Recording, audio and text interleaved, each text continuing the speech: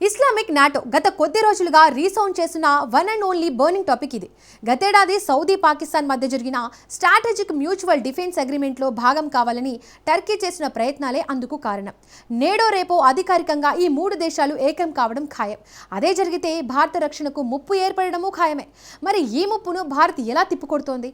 ఆ ప్రశ్నకు సమాధానమే యుఏఈ అధ్యక్షుడి భారత పర్యటన. అదొక్కటే కాదు, సీన్లోకి ఇజ్రాయెల్ కూడా ఎంటర్ అయింది. గ్రీస్, సైప్రస్ సైతం ఇస్లామిక్ నాటో లెక్క తేల్చడానికి సిద్ధమంటున్నాయి. మేడ్ క్వాడ్ పేరుతో సరికొత్త కూటమి దిశగా అడుగులు పడుతున్నాయి. ఇంతకు పాకిస్తాన్, సౌదీ, టర్కీ కుట్రలకు చెక్ పెట్టేందుకు భారత్ అనుసరిస్తున్న వ్యూహాలు ఏంటి?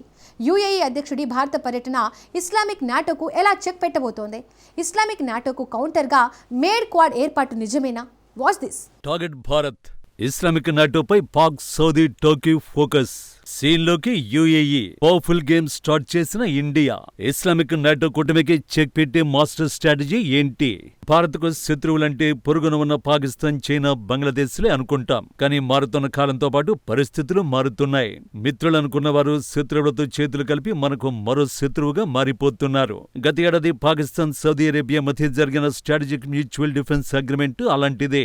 సౌదీ అరేబియా ఇప్పటికీ మనకు మంచి మిత్రదేశం. కానీ పాకిస్తాన్తో అది చేసుకున్న ఒప్పందం ఆ దోస్తీపై అనుమానాలు కలిగేలా చేసింది. ఈ ఒప్పందం ప్రకారం ఎవరైనా ఒక దేశంపై దాడి చేస్తే తమపై కూడా దాడి చేస్తున్నట్లుగా భావించి ఇద్దరూ కలిసి శత్రువును ఎదుర్కొంటారు. నేడో రేపు టర్కీ అధికారికంగా ఈ ఒప్పందంలో భాగస్వామి అవడం ఖాయం. అదే తరహాలో అన్ని ముస్లిం దేశాలు నాటోగా ఏర్పడాలని టర్కీ తీవ్ర ఒత్తిడి తెస్తోంది. వివరంగా చెప్పాలంటే భారత లక్ష్యంగా ఇస్లామిక్ నాటో కూటమి ఏర్పాటు చకచక జరిగిపోతున్నట్టు కనిపిస్తోంది. సౌదీ అరేబియా దగ్గర ధనబలం ఉంది. పాకిస్తాన్ దగ్గర అణ్వాయుధ సామర్థ్యం, బ్యాలిస్టిక్ క్షేపణులు, సైనిక శక్తి ఉంది. ఇక టర్కీ దగ్గర సైనిక సామర్థ్యం, ఆయుధ తయారీ కేంద్రం, అత్యాధునిక సూసైడ్ డ్రోన్ టెక్నాలజీ, ఫైటర్ జెట్లు ఉన్నాయి. ఇలాంటి మూడు దేశాలు కలిస్తే పశ్చిమాసియా, దక్షిణాసియాలో పెత్తనం చెలాయించొచ్చు అనేది ప్లాన్. దురదృష్టవశాత్తు ఆసియా ఖండం తూర్పు భాగంలో ఉన్న బుద్ధిస్టు దేశాల తప్ప మిగతా దేశాల మధ్య ఘర్షణ మతపరమైనదిగా మారుతోంది. భూభాగాల కోసం, ఆర్థిక సంబంధాల్లో వచ్చిన అంశాలతో వచ్చే యుద్ధాల కంటే మతం ఆధారంగా జరిగే యుద్ధాలు చాలా భీకరంగా ఉంటాయి. దౌత్యపరమైన పరిష్కారాలకు అక్కడ తావుండదు. ఇస్లామిక్ నాటో భారత్కు వ్యతిరేకంగా ఉంటుందని ప్రత్యేకించి చెప్పాల్సిన పనే లేదు. ఈ క్రమంలోనే భారత్ చాలా నిశ్చితంగా పరిశీలిస్తోంది. కానీ ఇలాంటి సమయంలో పరిశీలనలు పనికిరావు. పర్ఫెక్ట్ కౌంటర్ స్ట్రాటజీలు సిద్ధం చేయాల్సిందే. మోడీ సర్కారు ప్రస్తుతం ఆ పనిలోనే ఉంది. యుఏఈ అధ్యక్షుడు భారత పర్యటనకు రావడం అలాంటి వ్యూహాల్లో భాగమే.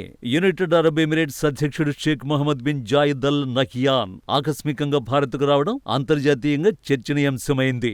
ఇరాన్, అమెరికాల మధ్య ఉద్రిక్తతలు, సౌదీ, పాకిస్తాన్, టర్కీల మధ్య సైనిక రక్షణ ఒప్పందాల నేపథ్యంలో ఈ పర్యటన వెనుక గల్ఫ్ దేశాలలో నెలకొన్న రాజకీయ అస్థిరత, అంతర్గత కుమ్ములాటలకు భారత్ సహాయం కోరడానికి మొహమ్మద్ బిన్ జాయిద్ వచ్చారా అన్న ప్రశ్నలు వినిపించాయి. ఈ పర్యటన కేవలం ద్వైపాక్షిక సంబంధాలకే కాకుండా మధ్యప్రాచ్య రాజకీయ పరిణామాలకు కూడా అనుసంధానమై ఉందని విశ్లేషకులు అంచనా వేశారు.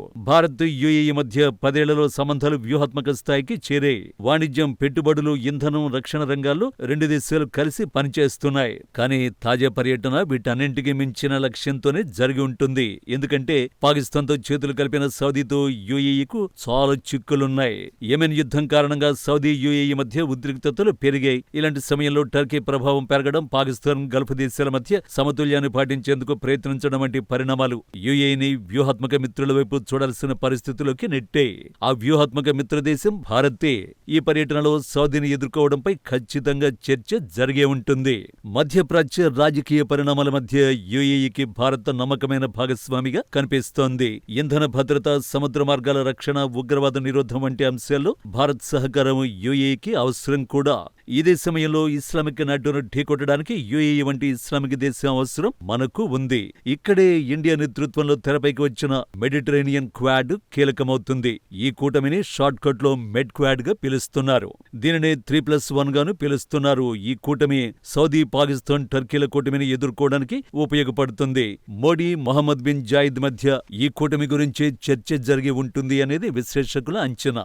ఇందులో ఏ దేశాలు ఏవో తెలిస్తే ఇస్లామిక్ నాటోలో చేరాలని చేయాలని భావిస్తున్న దేశాలు తమ ప్రయత్నాలను విరమించుకోవడం ఖాయం. ఎందుకంటే ఈ కూటమిలో భారత్తో పాటు మరో పవర్ఫుల్ కంట్రీ ఇజ్రాయిల్ ఉంది. యుద్ధం చేయడానికి ఏమాత్రం వెనుకాడని ఇజ్రాయిల్ ఉన్న కూటమికి వ్యతిరేక కూటమిలో చేరే ధైర్యం కూడా చాలా ముస్లిం దేశాలు చెయ్యవు. మెడ్క్వాడ్ విషయానికొస్తే గ్రీస్, సైప్రస్, ఇజ్రాయెల్ ఒక త్రైపాక్షిక సైనిక సహకార ప్రణాళికను 2025 డిసెంబర్లో అధికారికం చేశాయి.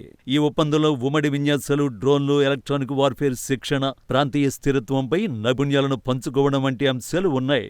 ఈ 3+1 శిఖరాగ్ర సదస్సు వ్యూహాత్మక ఫోరంలో చేరాల్సిందిగా ఇండియాకు ఆహ్వానం అందింది. ఇప్పటికే భారత్కు ఈ 3 దేశాలతో అత్యంత సన్నిహిత సంబంధాలు ఉన్నాయి. ఈ కూటమిలోకి భారత్ను ఆహ్వానించాలని ఇటీవల జరిగిన త్రైపాక్షిక సదస్సులో నిర్ణయించారు. భాగస్వామ్య ముప్పులను ఎదుర్కోవడానికి ముఖ్యంగా టోకీకి వ్యతిరేకంగా ఒక బలమైన భద్రతా కూటమిని ఏర్పాటు చేయడం దీని ప్రధాన ఉద్దేశ్యం. ఒకవేళ భారత్ కూడా ఇజ్రాయెల్, గ్రీస్, సైప్రస్ తో చేరితే అది ఒక శక్తివంతమైన ప్రాంతీయ కూటమిగా అవతరిస్తుంది. ఈ కూటమితో యునైటెడ్ అరబ్ ఎమిరేట్స్ కు ఏ సంబంధం అనుకుంటున్నారా? అసలు లెక్క ఇక్కడే ఉంది. ఇదే కూటమిలో యుఏఈని చేర్చుకునే ప్లాన్ లో ఉన్నారు. భారత్కు ఇప్పటికే ఇజ్రాయెల్, గ్రీస్, సైప్రస్ లతో బలమైన రక్షణ సంబంధాలు ఉన్నట్టే యుఏఈ కూడా ఇజ్రాయెల్ తో సన్నిహిత సంబంధాలు కొనసాగిస్తోంది. ఒకప్పుడు ఐరన్ బ్రదర్స్ గా ఉన్న సౌదీ అరేబియా, యుఏఈ మధ్య యెమెన్ అంతర్యుద్ధం విషయంలో తీవ్ర విభేదాలు వచ్చాయి. ఇటీవల వ్యవహారం దాడుల వరకు వెళ్లింది. ఇది సరిపోదన్నట్టుగా ఇస్లామిక్ ప్రపంచానికి నాయకత్వం వహించాలని, ఒట్టోమన్ సామ్రాజ్యాన్ని తిరిగి పునరుద్ధరించాలని టోకీ పగటి కలలు కంటోంది.